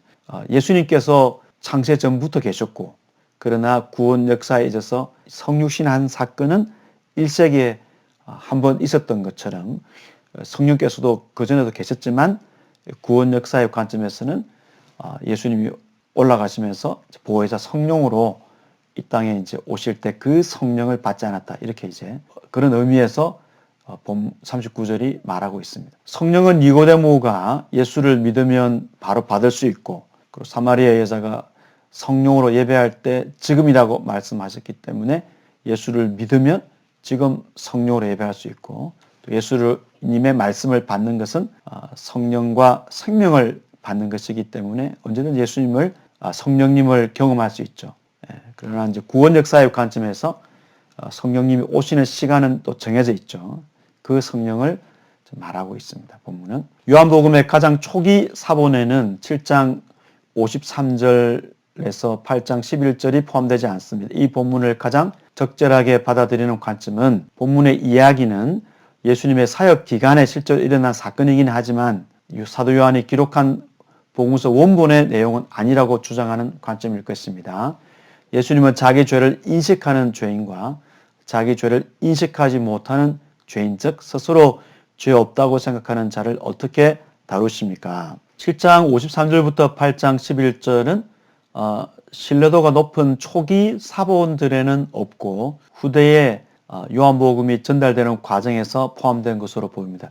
이 사건은 원래 역사적으로 있었던 사건이고 이 사건에 대한 기록은 하나님의 말씀이죠. 하나님의 말씀입니다. 그런 이 말씀이 그 보존되는 그 단계에서 요한복음 이 부분에 이제 들어오게 되었다. 그 이야기를 하고 있죠. 그래서 성경 우리가 읽고 있는 성경에는 이제 큰 괄호로 묶여져 있습니다. 하나님의 말씀이고 역사적 사건인데 이제 요한복음 이 부분에 이제 들어가 있다라는 거죠. 그리고 우리가 이 본문을 이해할 때는 이 사건이 역사적 사건이고 하나님 이 기록은 하나님의 말씀이다라는 그 믿음으로 이 본문을 대하면서 그러나 이제 이 본문이 요한복음 이 본문의 후대에 들어갔다 이렇게 이제 봐야 되겠죠. 그래서 사도들이 전승한 내용이고 또 그 성령께서 보존하게 하신 하나님의 말씀이 맞습니다. 서기관들과 바리새인들이 예수님을 고발하기 위해서 한 여자를 가늠 현장에서 잡아왔습니다. 예수님을 시험하기 위해서 왔죠.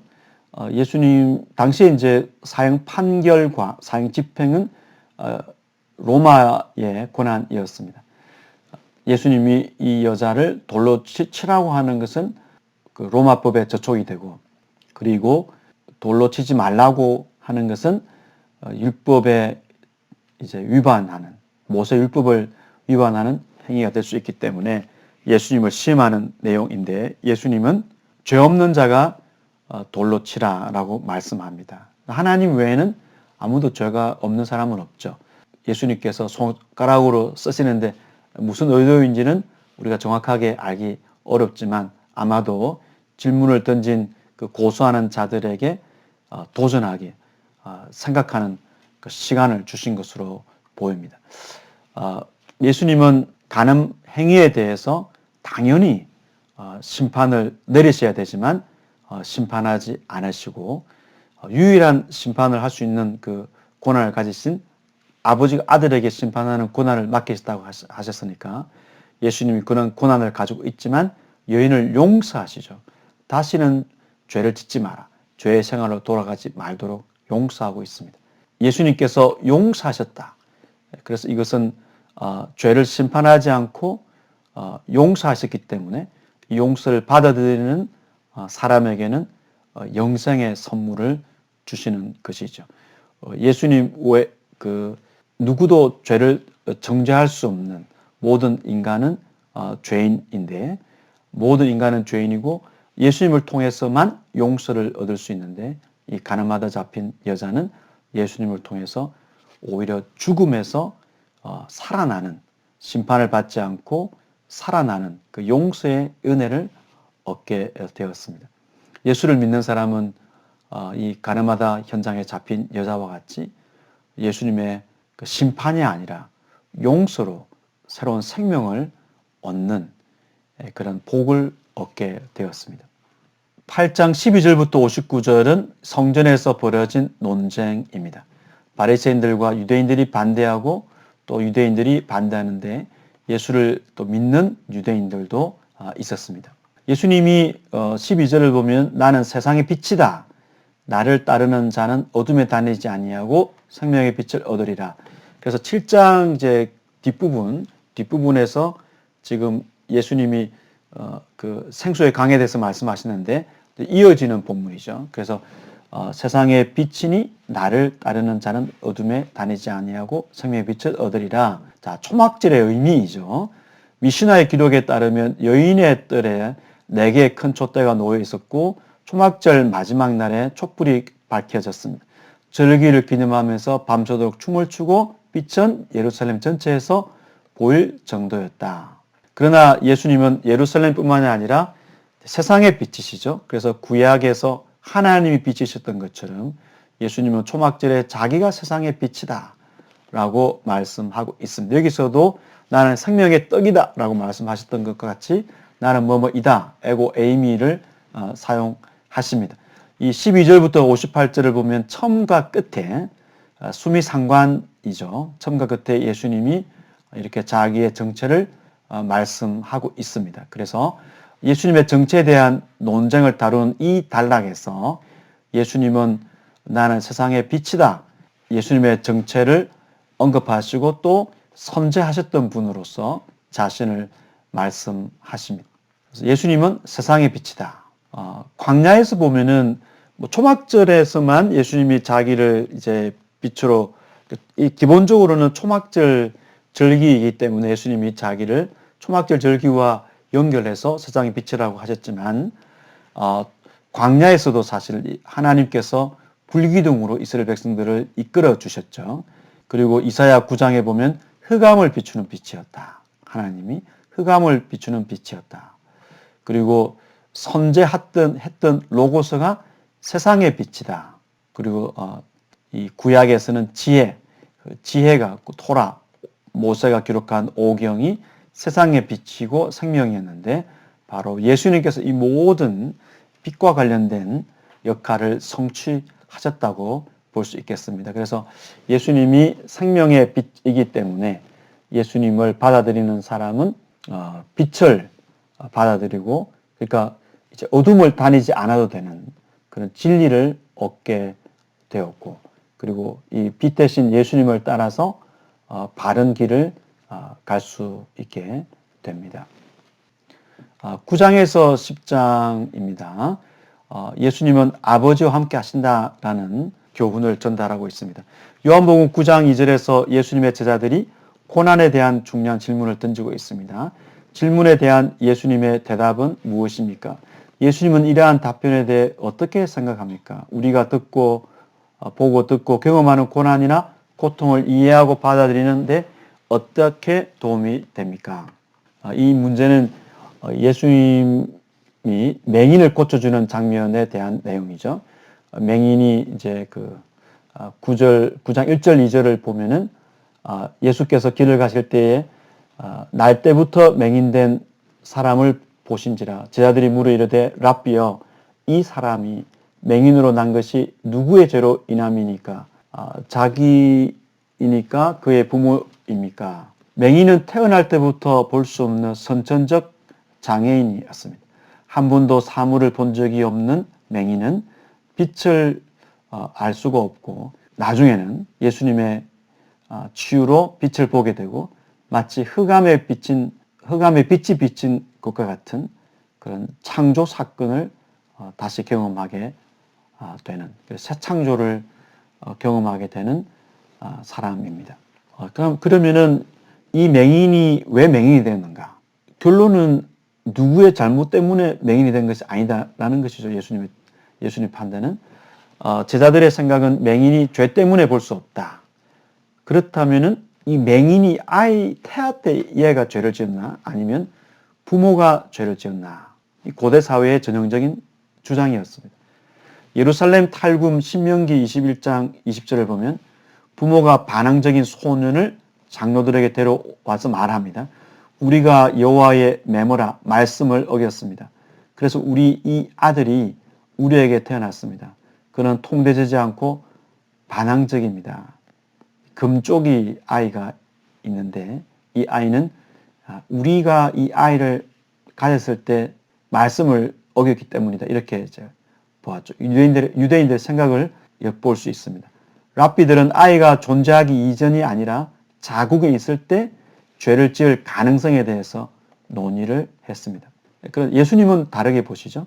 이 사람이나 그 부모의 죄로 인한 것이 아니라 그에게서 하나님이 하시는 일을 나타내고자 하심이라. 예수님은 맹인이 볼 수 없는 것은 자신이나 부모의 죄 때문이 아니라 맹인을 통해서 생명을 주시는 하나님의 능력이 드러날 것이다. 이렇게 보셨습니다. 그렇다면은 하나님의 능력을 드러내기 위해서 하나님이 맹인으로 만드신 것입니까? 그렇지 않죠. 예수님은 시각장애의 원인을 강조하지 않고 지금 그에게 일어날 일을 강조하고 있습니다. 맹인이 예수를 믿을 때 하나님의 일이 맹인을 통해서 드러나게 되죠. 그래서 맹인이 하나님의 영광을 드러낸다는 것이죠. 하나님의 영광을 드러내기 위해서 맹인으로 태어난 것이 아니라 맹인이 당시에 하나님의 일을 하는 사람, 하나님의 영광을 드러내는 사람은 이런 죄인, 그 맹인과 같은 사람이 아니라고 사람들이 생각한 거예요. 그러나 사람들이 무시하고 죄 때문에 태어났다고 생각했던 이 맹인이 하나님의 일을 하고 맹인을 통해서 하나님의 영광이 드러나게 된다라고 예수님은 해석하게 되었습니다. 그래서 이 시각장애가 맹인에게는 절망의 순간이 아니라 하나님의 영광을 드러낼 수 있는 맹인에게는 그런 기회가 되었다. 예수님을 통해서. 그렇게 예수님은 이해하셨습니다. 그래서 예수를 만날 때 맹인은 하나님의 일, 인간편에서는 그 기적이죠. 하나님의 영광을 드러내는 일을 하게 되었습니다. 33장 21절을 떠올립니다. 진리를 따르는 자는 빛으로 나오나니 이는 그 행위가 하나님 안에서 행한 것임을 나타내려 함이라 하시니라. 맹인으로 태어난 남자는 진리를 따라 빛으로 나온 예가 되죠. 하나님의 일은 치유되었을 때가, 이 사람이 치유받았을 때 하나님께 영광을 돌렸다기보다는 예수를 믿었을 때, 예수를 믿고 빛으로 나왔을 때 정말 하나님이 일이 일어나게 되었다. 이렇게 볼 수 있겠습니다. 주여 내가 믿나이다 하고 절했다. 이것이 바로 예수님을 믿고 경배하는 이 순간이 이 맹인으로서는 하나님께 영광을 돌리게 되는 순간이다. 하나님의 일을 하게 된 순간이다. 이렇게 볼 수 있겠습니다. 그래서 맹인은 예수님을 만나서 신앙을 고백함으로 하나님의 일, 곧 하나님께 영광 돌리는 일을 했습니다. 그래서 예수를 믿음으로 하나님을 영화롭게 한 것이죠. 반면 유대인들은 하나님이 보내신 예수님을 배척했습니다. 그럼 누가 죄인인가? 맹인이 죄 때문에 시각장애를 얻은 것이 아니라 예수님을 배척한 유대인들이 죄인임을 드러내게 되었습니다. 그래서 그들은 여전히 영적인 죄로 태어나서 영적인 눈이 열리지 않은 죄인된 상태에서 살게 되었고, 이 맹인은 어둠 상태에서 태어나 자랐지만 예수님을 받아들임으로써 영적인 눈을 뜨게 되었다. 이렇게 볼 수 있겠습니다. 때가 낮음에 나를 보내신 이의 일을 우리가 하여야 하리라. 밤이 오리니 그때는 아무도 일할 수 없느니라. 내가 세상에 있는 동안에는 세상의 빛이니라. 낮은 사람의 상해, 밤은 죽음을 뜻합니다. 예수님은 낮 동안 하나님의 일을 행하고 긴급히 치유해야 된다. 왜냐하면 예수님의 죽음을 의미하는 밤이 곧 올 것이기 때문입니다. 그래서 예수님은 살아있는 동안에 하나님의 일을 열심히 하셨고, 하나님이 주신 기회가 이렇게 제한되기 때문에 정말 제한된 시간에 생명을 다해서, 최선을 다해서 생명을 주는, 빛을 주는 일을 하셨습니다. 이 말은 하나님에게서 보냄받은 예수님과 맹인을 가리키죠. 그래서 예수님만 하나님의 일을 하는 것이 아니라 맹인도 하나님의 일을 하고, 예수님은 맹인을 치유하는 일을 하시는데 맹인은 무슨 일을 했는가? 예수님은 맹인을 치유함으로 하나님의 일을 하시는데 맹인은 인자를 믿는 것이 바로 하나님의 일이죠. 6장 28절 그들이 묻되 우리가 어떻게 하여야 하나님의 일을 하오리까? 29절 예수께서 대답하여 이르시되 하나님께서 보내신 일을 믿는 것이 하나님의 일이니라. 이 맹인은 예수를 믿음으로, 인자를 믿음으로 하나님의 일을 했습니다. 위대하고 훌륭한 그런 많은 지식을 가지고 있고 종교적으로 존경받는 그런 사람들만이 하나님의 일을 해서 하나님께 영광을 돌리는 것이 아니라 이 맹인과 같이 할 수 있는 것이 하나도 없는 사람도 예수를 아멘으로 믿는 그 사람이 하나님의 일을 하고 하나님께 영광을 돌리는 일을 합니다. 하나님의 일을 하고 하나님의 영광을 돌리는 일에서 누구도 제외될 수 없이 소외되지 않고 예수를 믿는 사람은 그 자체가 하나님의 일을 하고 하나님께 영광을 돌리는 사람이 됩니다. 나는 세상의 빛이다 라고 말씀하십니다. 이 장면도 초막절에 주장하셨던 선언을 반복하고 있습니다. 그 안에는 생명이 있었으니 이 생명은 사람들의 빛이다. 참 빛, 세상에 와서 각 사람에게 비추는 빛이 있었나니 1장 9절. 자, 바리새인과 맹인의 관계를 봅시다.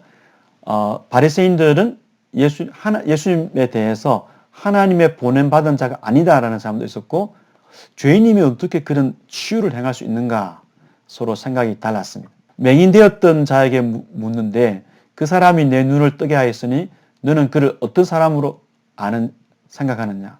선지자다 이렇게 이야기를 합니다. 그래서 이 맹인의 신앙이 어떻게 성장하는지를 보면 그 사람이라고 했다가 선지자라고 했다가 좀 있다가 그의 제자가 되려 합니까? 라고 했다가 하나님께서 오니라고 했다가 경배 받으실 주 이렇게 고백하게 됩니다. 이 맹인은 어떤 사람도 요한복음에서 어떤 사람도 보여주지 못한 신앙의 시작과 발전과 성숙을 보여주고 있습니다. 그럼 바리새인과 맹인의 부모와의 관계. 부모는 보복을 두려워합니다. 유대인들이 예수를 인정하는 자들을 회당에서 쫓아내기로 결의했기 때문인데 이는 예수님에 대한 유대인들의 판단이 내려진 것을 말합니다. 예수님을 어떻게 고백하느냐에 따라서 이처럼 가족 안에서도 분리가 일어나게 되는 것이죠. 아들은 예수를 고백하고 부모는 그러지 않고. 바리새인과 맹인의 관계를 또 봅시다.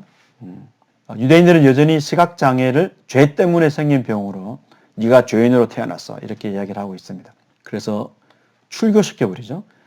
예수의 증인은 공동체에서 쫓겨나는 핍박을 받는 유대 공동체에서 쫓겨나는 그런 고난을 겪게 됩니다. 독자들은 이 장면을 어떻게 이해를 해야 될까? 바로 그 사람의 시각장애는 자신의 죄나 부모의 죄 때문에 생긴 것이 아니다. 장애인은 죄 때문에 그런 문제가 생긴 것이 아니다.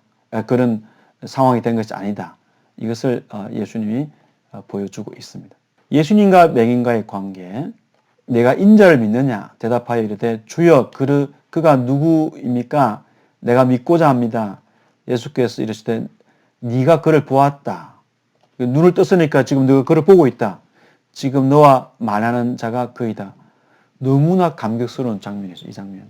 내가 그를 보았거니와 지금 너와 말하는 자가 그이다. 이르되 주여 내가 믿나이다 하고 절하는지라 경배했습니다. 인자를 믿느냐. 예수님은 니고데모에게 인자를 하늘에서 내려왔고 하늘로 올라가는 자로 밝히셨습니다. 인자는 심판하실 분이죠. 인자가 세상에 내려오셨다. 지금 맹인은 유대인들에게서는 심판을 받지만 참으로 심판할 권세를 가지신 인자가 바로 이 맹인을 출교시킨 유대인들을 심판할 것입니다. 이 맹인은 예수를 믿음으로써 인자를 믿음으로써 영생을 얻고 이제 예수를 경배하게 됩니다. 많은 사람이 표적을 경험했지만 빵의 메시아를 기대하고 더 이상 예수님이 누구신가를 알고 싶어 하지 않았지만 이 맹인은 예수를 주로 믿고 경배하게 되었다. 마치 도마가 나의 주, 나의 하나님으로 고백하는 것처럼 믿습니다 주님이라고 고백하면서 예수님을 경배했습니다. 예수께서 이르시되 내가 심판하러 이 세상에 왔으니 보지 못하는 자들은 보게 하고 보는 자들은 맹인되게 하려 함이라. 예수의 심판은 긍정적이고 부정적이죠. 긍정적으로는 예수를 보지 못하는 자들은 보게 될 것이고 보는 자들은 맹인이 될 것이다. 안다고 생각하는 자들은 맹인이 되고 말씀하고 있습니다. 예수께서 너희가 맹인이 되었더라면 죄가 없으려니와 본도가 하니 너희 죄가 그대로 있느니라 이렇게 말씀하십니다. 바리새인들이 진리를 보지 못하는 점을 겸손히 인정한다면, 맹인임을 인정한다면 예수님의 기적과 표적을 통해서 하나님의 일을 보게 될 것인데, 그러나 예수의 기적을 표적을 배척하고 예수의 말씀을 인정하지 않은 것은 스스로 맹인임을 시인하는 것입니다. 예수를 알지 못하는 사람들은 죄 가운데, 즉 죄로 인한 심판 가운데 머물러 있게 됩니다. 치유받은 맹인을 보면은 치유를 경험한 단계에 머물지 않고 그 이후부터 예수를 이해하기 시작했습니다. 예수님이 나를 치유하셨다, 예수님이 선지자다, 예수의 제자를 언급하고 또 예수는 하나님으로부터 오셨다, 예수는 주와 인자이시다, 예수를 경배하게 됩니다. 그러나 바리새인들은 눈이 더 어두워졌죠. 그래서 예수의 치유를 부정하고 예수님을 주로 고백한 사람을 출교시키게 됩니다. 요한복음이 전개됨에 따라 예수님은 자신의 신분과 사명을 더 구체적으로 드러내시는데, 요한복음 10장 22절에 42절을 읽어보십시오. 여기서 우리는 예수의 신분과 사명에 대해 무엇을 배울 수 있습니까? 수전절이라고 되어 있죠. 22절을 보면 예루살렘의 수전절이 이르니 때는 겨울이라, 수전절 하누카로 불리죠. BC 165년 마카비 당시에 이제 마카비와 이제 그 유대인들 하시딤이라고 해서 경건한 자들이 성전과 성전의 제단을 봉헌하고 성결하게 만든 사건을 기념했습니다. 그러니까 헬라와 정책에 반대해서 안티오쿠스 에피파네스가 이 성전을 모독했을 때, 성전만 모독한 것이 아니라 유대 정체성을 없애고자 했을 때 저항에 성공을 했습니다. 그 제단을 이제 성결하게 한 사건을 기념했습니다. 더럽혀진 성전을 성결하게 한 사건을 기념한 날이 바로 하누카 수전절인데, 매년 8일 동안 진행되었고 당연히 메시아 이스라엘 해방자에 대한 논의가 활발하게 진행될 수밖에 없었던 절기였습니다. 추운 겨울에 진행된 절기였기 때문에 추위를 피할 목적으로 바깥을 남동쪽에 있는 솔로몬의 주랑에서 행사가 진행되었고, 이스라엘 해방을 기념했으니까 메시아에 대한 기대가 커졌습니다. 그래서 유대인들은 예수님에게 그리스도이면 밝히 말씀하소서라고 요청하게 됩니다. 예수님이 그리스도라면, 그리스도는 메시아, 그리스도는 해방자 역할을 할 것이다라고 당시 유대인들이 생각하고 또 수전절이었기 때문에 그 기대가 더 커졌죠. 유대인들은 예수님의 말을 모호하게 생각했기 때문에 이미 이제 의견이 갈렸다는 것을 우리가 앞에 보았습니다. 그래서 밝히 말해달라고 요청합니다. 예수님 말씀하시기를 내가 너에게 말하였으되 믿지 아니하는도다. 내가 내 아버지의 이름으로 행하는 일들이 나를 증거하는 것이거늘. 예수님은 아버지의 이름으로 행한 표적들이 예수의 정체성을 보여주었지만 그들이 믿지 않았다라고 평가하셨습니다. 너희가 내 양이 아님으로 믿지 않다. 그러나 내 양은 내 음성을 듣고 나는 그들을 알며 그들은 나를 따른다. 내가 그들에게 영생을 주노니 영원히 멸망하지 아니할 것이요 또 그들을 내 손에서 빼앗을 자가 없을 것이다 말씀하고 있습니다. 예수님은 그의 음성을 듣고 그를 따르는 자들을 목자로서 끝까지 지키시고 누구도 예수님에게서 빼앗을 수 없다라고 하시면서 앞에서 영생을 주시고 영생을 얻은 자가 심판을 받지 않을 것이다 라고 말씀하신 내용과 비슷합니다. 성자와 성부는 하나이기 때문에 아버지의 손에, 즉 아들의 손에 있는 양은 안전하게 되는 것이죠. 예수님께서 목숨을 희생하셔서 이끄신 그 양떼를 영원히 지켜주실 것을 말씀하시는 내용입니다. 그래서 아버지의 손과 아들의 손은 하나이기 때문에 아버지는 아들에게 모든 것을 위임하셨고 아들의 구원은 곧 아버지의 구원이 되죠. 예수를 믿는 것이 하나님을 믿는 것이고 예수님 안에 있는 안전이 아버지 안에 있는 안전과 같습니다.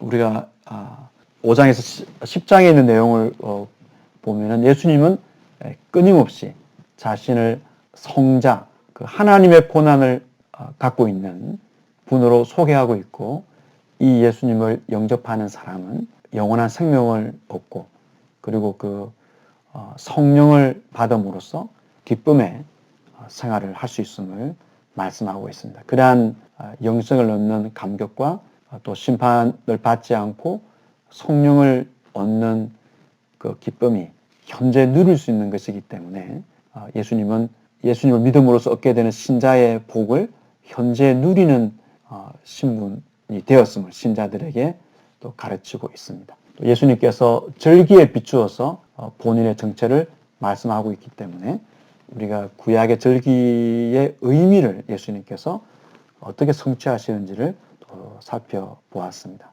빛 대신 예수님을 우리가 하나님의 은혜로 믿게 되고 예수님을 따르면서 그 예수님을 따르는 길이 빛된 인생을 사는 길입니다. 세상에 많은 유혹이 있고 또 거짓된 가르침이 있지만 예수님이 우리의 유일한 생명을 줄 수 있는 유일한 분이시고 예수님을 따를 때에 빛된 삶, 특히 이 맹인의 치유 사건에서 보여주는 것처럼 예수님께 영광을 돌리는 인생을 살 수 있습니다.